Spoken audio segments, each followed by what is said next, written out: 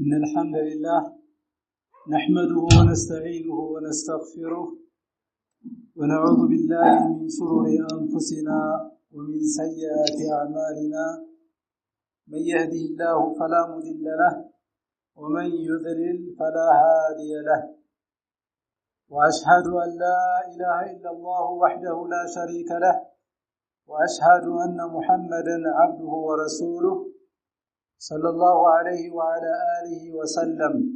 أما بعد، يا أيها الذين آمنوا اتقوا الله حق تقاته ولا تموتن إلا وأنتم مسلمون. يا أيها الناس اتقوا ربكم الذي خلقكم من نفس واحدة وخلق منها زوجها وبث منهما رجالا كثيرا ونساء واتقوا الله الذي تساءلون به والأرحام إن الله كان عليكم رقيبا. يا أيها الذين آمنوا اتقوا الله وقولوا قولا سديدا يصلح لكم أعمالكم ويغفر لكم ذنوبكم ومن يطع الله ورسوله فقد فاز فوزا عظيما. فإن أصدق الحديث كتاب الله وخير الهدي هدي محمد صلى الله عليه وسلم وشر الأمور محدثاتها وكل محدثة بدعة وكل بدعة ضلالة وكل ضلالة في النار. أيها المسلمون، أدى الحجيج حجهم وذبح المضحون أضاحيهم، ثم بدأنا أيام التشريق وهي أيام عظيمة لها منزلة عظيمة عند الله تعالى. فهيا بنا نقف هذه الوقفات مع منزلة ومكانة أيام التشريق والأعمال المشروعة فيها.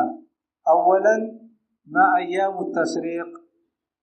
أيام التشريق هي الأيام الثلاثة التي بعد يوم النحر 11 من شهر ذي الحجة و12 و13. وسبب التسمية بأيام التشريق قيل لأن الهدايا والضحايا لا تنحر حتى تشرق الشمس، وقيل لأن الناس كانوا يشرقون فيها لحوم الهدي والأضاحي، أي يقددونها ويملحونها ويعرضونها للشمس لحفظها من الفساد، وذلك لعدم وجود مثل هذه الوسائل الحديثة لحفظ اللحوم. ثانيا، منزلة ومكانة أيام التشريق. أيام التشريق هي الأيام المعدودات التي ذكر الله تعالى فقال واذكروا الله في أيام معدودات، فمن تعجل في يومين فلا إثم عليه ومن تأخر فلا إثم عليه لمن اتقى واتقوا الله واعلموا أنكم إليه تحشرون. قال ابن عباس رضي الله عنهما: الأيام المعدودات أيام التشريق. وأيام التشريق هي الأيام التي يبيت فيها الحاجيج بمنى كواجب من واجبات الحج عند جمهور الفقهاء، يلزم الدم لمن تركه بغير عذر، وهي الأيام التي يرمي الحاجيج عند الجمرات الثلاث الصغرى والوسطى والكبرى، لكل جمرة 7 حصيات، ويكبر الله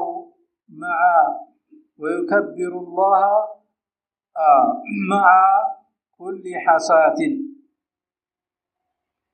ويسمى اليوم الأول منها بيوم القر، لأن الحاج يقر فيها بمنى، وهو أفضل أيام السنة بعد يوم النحر، للحديث أعظم الأيام عند الله يوم النحر ثم يوم القر، رواه أحمد. ويوم القر هو اليوم 11 لأن الناس يقرون فيه بمنى، أي يقيمون بها أيام التشريق. وأيام التشريق هي أيام عيد للمسلمين.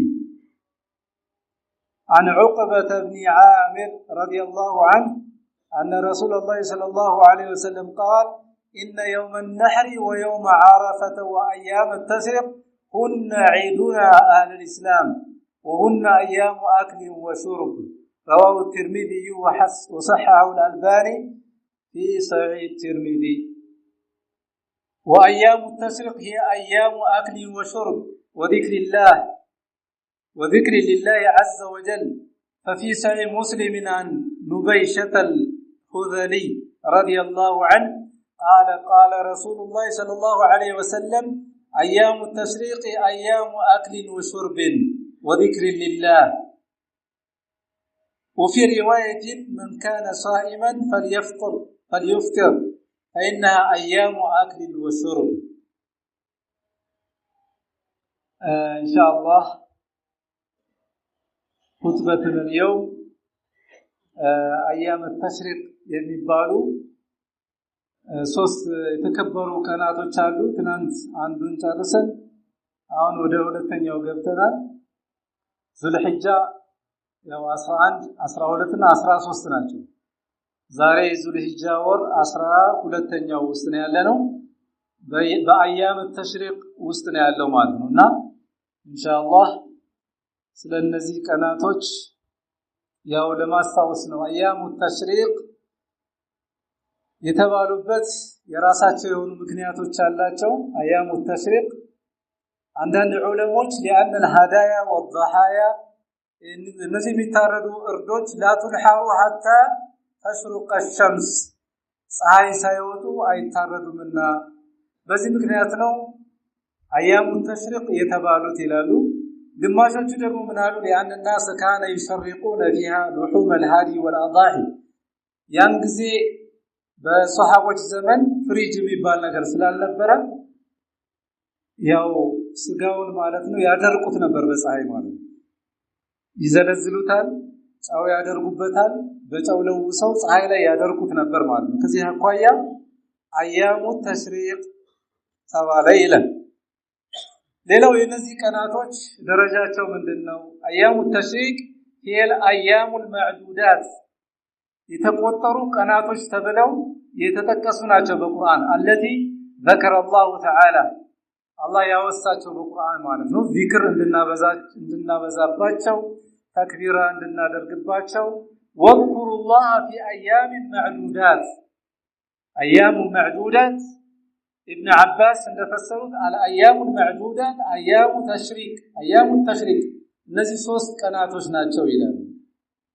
የተቆጠሩ ቀናቶች የተባሉት ሶስት ቀናቶች ናቸው። ወذكሩላህ አላህ Subhanahu Wa Ta'ala ዝከሩባቸው። ዚክር ማብዛት ያስፈልጋል በእነዚህ ቀናቶች ማለት ነው። እስከ ነገ ድረስ ማለት ነው። እስከ ነገ ያው ከአሱር ፀሐይዋ ስትዘልቅ ያበቃል ማለት ነው። ከዛ በፊት ባሉ ሰዓታቶች ማለት ነው።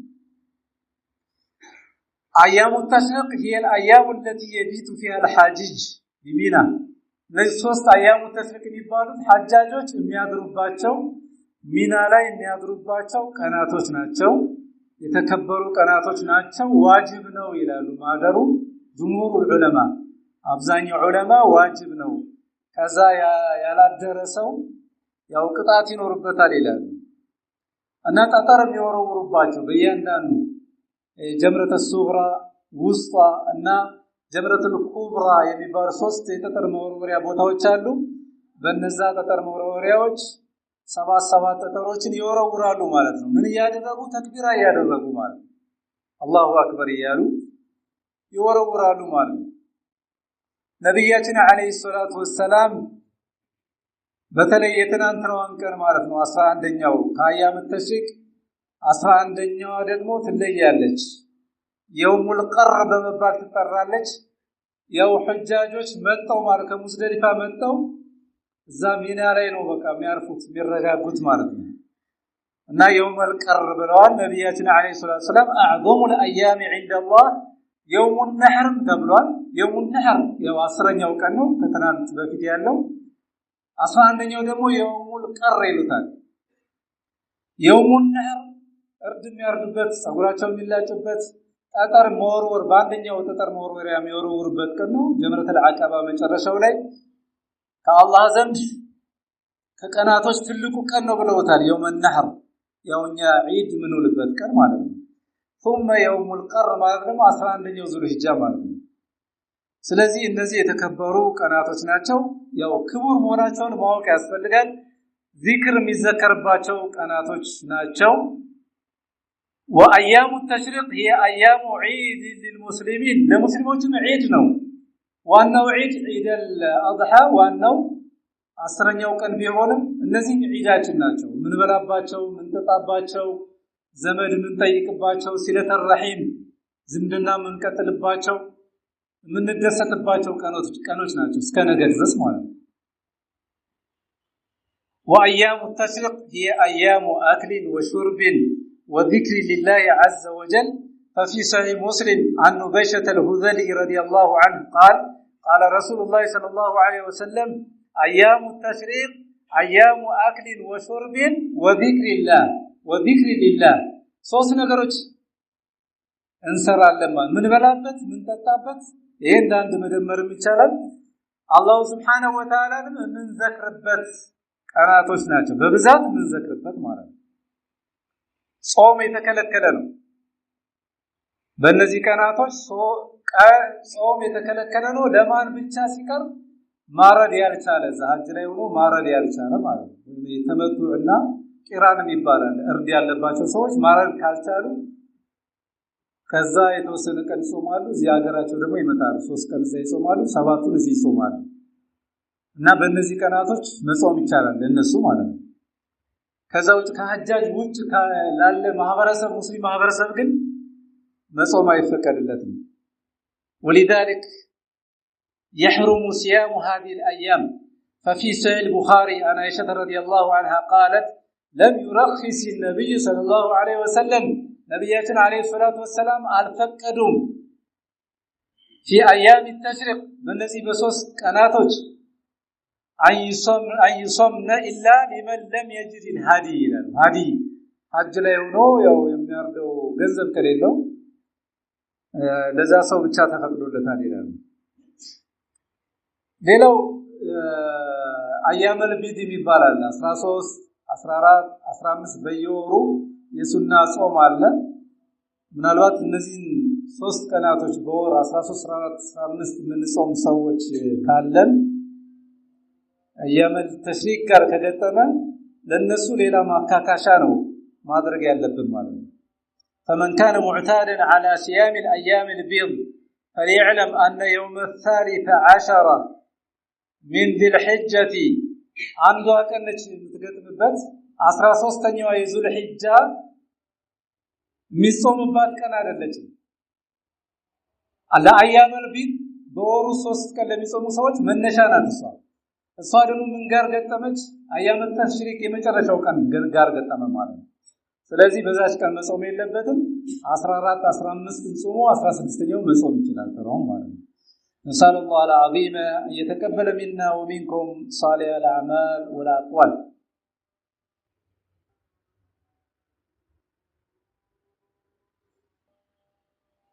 الحمد لله وكفى وصلاة وسلاما على عبده الذي اصطفى فاتقوا الله عباد الله فبتقوى الله العصمة من الفتن والسلامة من المحن الله سبحانه وتعالى መፍራት ያስፈልጋል ሁላችንም ዋናው መጠበቂያችን አላህን መፍራት ነው ከፈተና ለመጠበቅ የፈለገ ሰው አላህን መፍራት ነው አዕማሉ አያም ተሽሪቅ በእነዚህ በሶስቱ አያም ተሽሪቅ በሚባሉት አንዱ አልፏል 11ኛው ማለት ነው ዛሬ 12ኛ ነገ 13ኛ ማለት ነው ስለዚህ በእነዚህ ቀናቶች የሚሰሩ ስራዎች ምንድናቸው እነዚህን ማወቅ ያስፈልጋል አንደኛ ሹክሩላሂ على ما انعم به علينا من الاكل من لحوم الاضاحي يعضحيا ስጋ አላህ Subhanahu Wa Ta'ala ስላጣቀመን ስጋ ስላገኘን አላህን ማመስገን ያስፈልጋል ማለት ይሄ አንደኛው ሁለተኛ ይሰኑ في ايام التشريق በአያም التشريق ሱና አልአክሉ ወሹሩብ መብላት መጠጣት እንጂ መጾም አይፈቀድም መብላት መጠጣት እየተጠራራን መብላት እነዚህ 3 ቀናቶች ማለት መደሰት ነው ያለው ይሰኑ في ايام التشريق الاكل والشرب واظهار السرور والفرح ደስታችንን ይፋ ማድረግ والتوسعة على أهل بيته بتزوجاتين ማስደሰት وخاصة في أكل اللحم سجان دبلو بتلي بشرط ألا يكون في ذلك إسراف وتبذير مسفرتو ግን ያለ ማባከን ማለት በጣም ከልክ በላይ ማባከን አያስፈልግም الثالث ሶስተኛ الإكثار من ذكر الله አላህን መዝከር ያስፈልጋል ይሄ እንግዲህ ዚክሩን ሙጥለቅና ዚክሩን ሙቀየድ ብለው በሁለት ይከፍሉታል ዑለሞች ዚክሩን ሙጥለቅ ስድ የሆነ ዚክር ከዙልሂጃ ከገባ ጀምሮ ምን ዘክረው ዚክር ነው ዝም ብሎ ልቅ ነው እስከ አረፋ ከፈጅር በፊት የአረፋ የፈጅር ሶላት በፊት ይጠናቀቃል የሙጥለቅ ወይም ስድ የሚባለው ከዛ በኋላ በየሶላቱ ምናደርገው በየሶላቱ የሚደረገው ሙቀየድ ይሉታል ከሶላት ውጪ መዝከር እንችላለን ስንሄድም ስንቀመጥም ባለፈው እንደነገርኳችሁ ስራ ቦታ ቁጭ ብለን ተክቢራ ማድረግ እንችላለን አላህን መዝከር እንችላለን አልኢክሳር من ذكر الله ሶስተኛው መስራት የሚገባን ይሄንን ነው ለምን ነብያችን ሰለላሁ ዐለይሂ ወሰለም ያው እንደዚህም ደግሞ ቁርአኑም ተናግሯል ረሱልም በሐዲስ ተናግረዋል ማለት ነው ዚክር ማብዛት እንደሚገባ በእነዚህ ቀናቶች ማለት ነው አራተኛ ምን ሰራቸው በእነዚህ በሶስት ቀናቶች አያም ተሽሪክ ሲለቱል አርሃም ዝምድና መከተል ዝምድና በምን እንከተላለን መጠያየቅ መጠራራት መብላት መጠጣት አንዱ ቤት ሄደን ወደ አንዱ ቤት ወደ ዘመን ወደ ጓደኛ እየጠራን መብላት ነው ያለብን መጠጣት ነው ያለብን ታዘናል ሲለቱል አርሃም فالمؤمن يغتنم ايام العيد مؤمن يعيد كان يتقمبታል ማለት ነው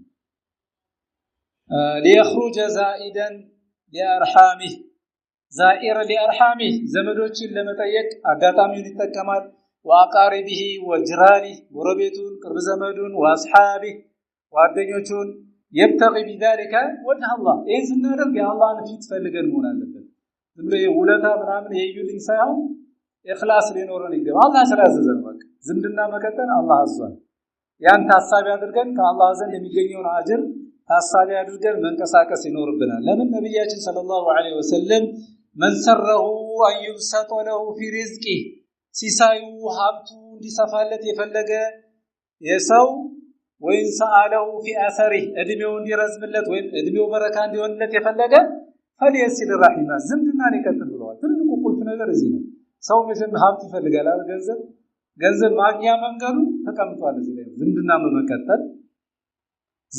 በመቀጠል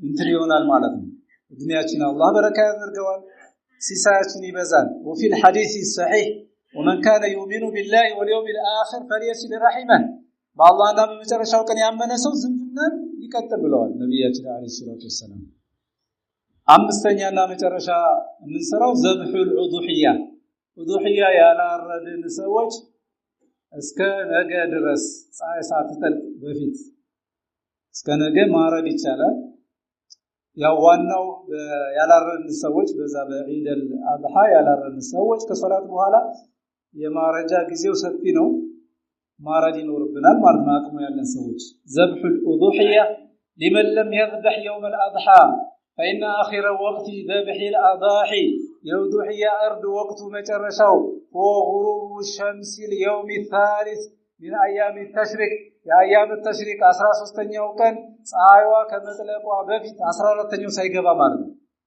14ኛው ዙልሂጃ ሳይገባ በፊት نسأل الله العظيم أن يتقبل منا ومنكم صالح الأعمال والأقوال أقول ما تسمعون وأستغفر الله لي ولكم ولسائر المسلمين من كل ذنب وخطيئة فاستغفروه إنه كان للأوابين غفورا